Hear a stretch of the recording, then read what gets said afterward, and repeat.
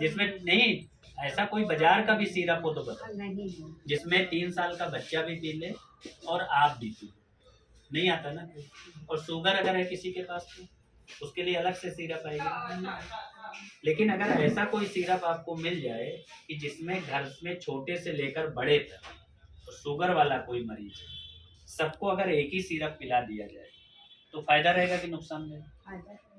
सस्ता पड़ेगा कि महंगा पड़ेगा?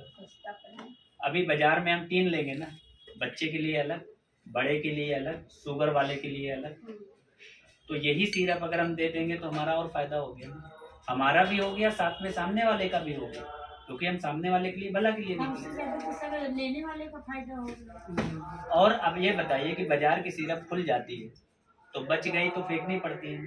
डॉक्टर कहता है ना भैया बची हुई होगी तो मत पीना, ये नहीं पीना, लेकिन ये बच जाएगी, बंद करके रख दो, 3 महीने बाद फिर पिला दो, उतना ही फायदा करेगा जितना पहले दिन फायदा किया, तो और पैसे बचे ना।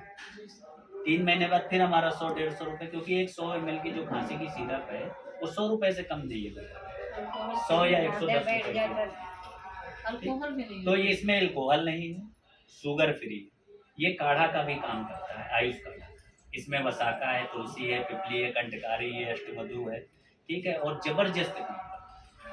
और सबसे खास बात इसकी है कि आपके अंदर जितना कफ जमा हो वो ये निकाल देता है अगर आप इसको पीते।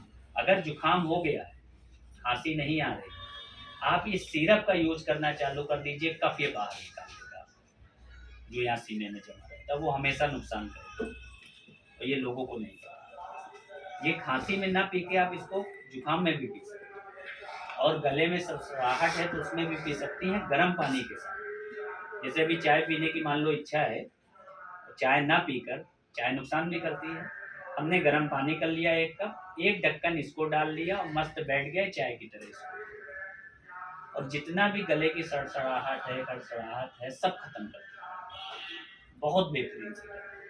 अब इसको बेचते हैं, छोटा सा है,